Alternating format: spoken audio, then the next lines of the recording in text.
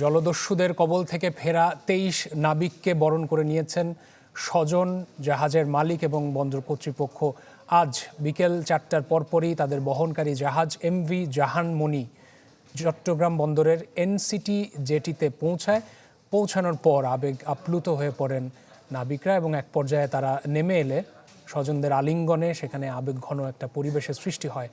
নাবিকদের ফুল দিয়ে বরণ করে নেন এ সময় মালিক প্রতিষ্ঠান KSRM এবং বন্দর কর্তৃপক্ষের কর্মকর্তারা। এ সময় দেশে ফিরতে পারাকে দ্বিতীয় জীবন আখ্যায়িত করে নাবিকরা বলেছেন, এভাবে স্বজনদের দেখতে পাবেন তারা কল্পনা করেননি।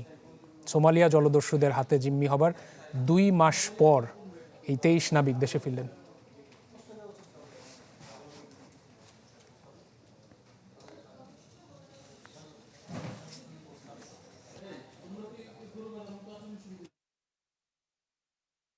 ঈদের থেকে অনেক বেশি খুশি আমরা, আমাদের সন্তান আমাদের কাছে ফিরে আসছে, এর থেকে বড় আনন্দের কি হতে পারে। অবশ্যই খুব ভালো লাগতেছে যে ভাইকে মানে খুব কাছে পেয়ে এত একটা বড় রিস্ক এরিয়া থেকে আসছে। এখন বাড়িতে যখন ফ্যামিলির লোকজনের সাথে দেখা হলো, বড় ভাইয়ের সাথে দেখা হলো, তো সব কষ্ট ভুলে গেছি। আবেগঘন পরিস্থিতি তৈরি হয়েছিল, আমরা দেখছিলাম এবং প্রতিবেদনে আমরা প্রচার করেছি। চ্যানেল 24 সরাসরি সম্প্রচারে ছিল বিকেলবেলা যখন তারা ঘাঁটিতে এসে পৌঁছায়। আমরা এই মুহূর্তে চট্টগ্রাম বন্দরে আমাদের সহকর্মী রনি দত্ত রয়েছেন, সেখানে চলে যেতে চাই। রনি, আমরা দেখতে পেয়েছি যে 23 নাবিক দীর্ঘ 64 দিনের অপেক্ষা করে এক রকমের ভয়াবহ পরিস্থিতিও বলা চলে, দুঃসহ স্মৃতিও বয়ে বেড়াবে নিশ্চয়ই তাদেরকে। তবে যাই হোক, সবচেয়ে ভালো খবর হচ্ছে যে এই 23 জন দেশের মাটিতে পা রাখলেন এবং স্বজনদের সাথে একটা আলিঙ্গন হলো, সেই মুহূর্ত আমরা দেখছিলাম।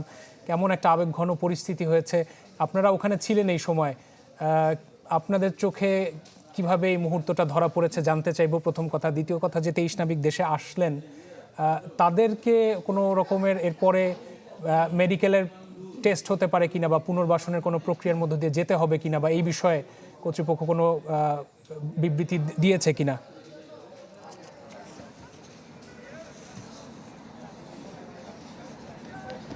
অবশ্যই রাশেদ, প্রথমেই আপনাকে একটু দেখাই যে জাহানমণি যে জাহাজটি আসলে তাদেরকে নিয়ে এসে সেই জাহাজটি এইমাত্র জেটি থেকে বের হয়ে গেছে। অর্থাৎ জাহানমণিটা তাদের যে কাজ সেটি তারা শেষ করেছে এবং কিছুক্ষণ আগে, অর্থাৎ এখন থেকে প্রায় আধা ঘন্টা আগে, এই যারা যাত্রী এখানে যারা ছিলেন, অর্থাৎ যারা নাবিকরা ছিলেন, তাদেরকে তারা এইখান 2টি বাসে করে 1 নম্বর জেটিতে আসলে তারা গেটে গেছেন। তারা সেখানে কিছু কাজ রয়েছে, তাদের যে ইমিগ্রেশন যে কাজ সেটি তারা আসলে সম্পূর্ণ করছেন এবং সেটি সম্পূর্ণ করেই তারা তাদের যে যার যে বাড়িতে তারা চলে যাবেন। তো এটি আপনি যেটা জানতে চেয়েছিলেন যে আবেগঘন মুহূর্তটা আসলে কিভাবে ধরা পড়েছে, এটা আসলে বলার অপেক্ষা রাখে না। যে আমরা অপেক্ষা করছিলাম যে যখন জাহাজটি বহির্নোঙর থেকে, অর্থাৎ যেখানে জেটিতে যখন ভিড়ছিল না, তখন আত্মীয়রা বা স্বজনরা তারা এখানে অপেক্ষা করছে অধীর আগ্রহে।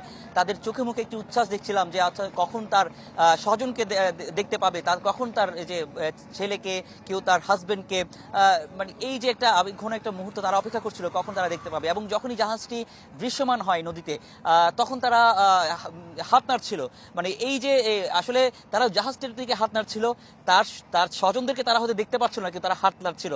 তো তার যে অভিব্যক্তি, মানে তারা হয়তো প্রকাশ করতে চাচ্ছিলেন যে আমরা তোমাদেরকে অভিনন্দন জানাচ্ছি, পুরো দেশ তোমাদের জন্য অপেক্ষা করে আছে, সেই জায়গাটি আমরা আসলে দেখেছি। এবং যখন তারা কাছে এসে বা যখন তারা নেমেছে, আমরা দেখেছি যে ভাইয়ের সাথে ভাই বা বাবার সাথে ছেলের যে বন্ধন এবং জড়িয়ে ধরে যে অশ্রু, এটি হচ্ছে আনন্দ অশ্রু, সেই অশ্রু আমরা আসলে দেখেছি।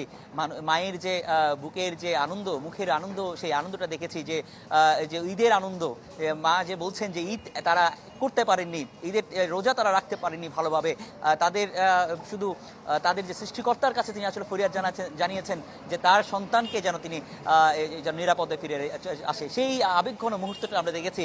তখন মায়ের মুখ থেকে শুধু এটাই শুনেছি যে আমার কাছে আজকে ঈদ, আজকে আমার খুশির দিন, আমার ছেলে দ্বিতীয় জীবন পেয়েছে। তো এর ভাষা আসলে আবার প্রকাশ করার মতো নয় এই আনন্দ ধারা। এবং আরেকটি বিষয় আপনাকে জানিয়ে দিই, আপনি যেটা বলছিলেন যে পরবর্তীতে আসলে কি হতে পারে বা তাদের আসলে মেডিকেলের বিষয়টি, তারা যখন দুবাইতে নেমেছিলেন তাদের যে মেডিকেল বা মানসিকভাবে যে সাপোর্ট দেওয়া, শারীরিক সাপোর্ট দেওয়া, এগুলো তারা অলরেডি তারা সেটি শেষ সম্পূর্ণ করেছেন। যে KSRM গ্রুপ তারা কিন্তু সেটি নিশ্চিত করেছেন।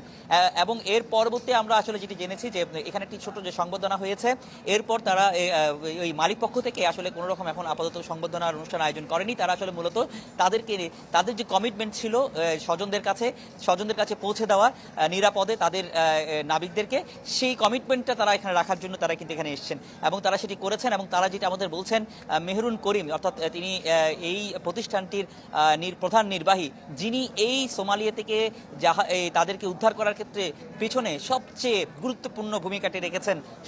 সব জায়গায় যোগাযোগ করে, প্রতিনিয়ত যোগাযোগ করে সঠিক সিদ্ধান্ত নিয়ে প্রতি মুহূর্তে যিনি এই কাজটি করেছেন, এগিয়ে নিয়ে গেছেন, তিনি হচ্ছেন মেহরুন করিম। তিনি আসলে যিনি জানিয়েছেন আমাদেরকে যে তাদেরকে আমরা আপাতত তাদের মায়ের কাছে বা তাদের স্বজনদের কাছে আমরা নিয়ে যাচ্ছি এবং পরবর্তীতে তাদেরকে আমরা এক সপ্তাহ বা 2 সপ্তাহ পরে একসাথে একটি গেট টুগেদার করবে। সেখানে তারা তাদের যে সংবর্ধনা প্রাতিষ্ঠানিক থেকে যে সংবর্ধনা, সেই সংবর্ধনাতে তারা প্রাতিষ্ঠানিক থেকে তারা সেটি দিবেন। তো সার্বিকভাবে তারা বিষয়টি দেখভাল করছেন তাদের স্বজনদের কাছে, যাদের বাড়ি এখানকার থেকে যে বিভিন্ন জেলায় আছে, টাঙ্গাইলে আছে, লক্ষ্মীপুর আছে, তাদেরকে তাদের সঠিকভাবে যাতে স্বজনদের কাছে বা পরিবারের কাছে পৌঁছাতে পারে তারা সেই ব্যবস্থাটুকু করেছেন। তো সার্বিকভাবে একটি সুন্দর একটি সমাপনী হয়েছে। 33 দিনের যে কৃমি দশা থেকে তারা ফিরে এসে তাদের অভিব্যক্তিগুলো আমাদেরকে বলেছেন এবং সব মিলে একটি সুন্দর সমাপনী আমরা দেখেছি। দেশবাসী যেটা প্রত্যাশা করেছিল সেটি আসলে হয়েছে। রশেদ, ফেরতার সাথে ইসনা বিকের জন্য শুভকামনা রইল। রনিকে অনেক ধন্যবাদ যুক্ত হওয়ার জন্য। রনি দত্ত চট্টগ্রাম বন্দর থেকে আমাদের সাথে যুক্ত হয়েছিলেন।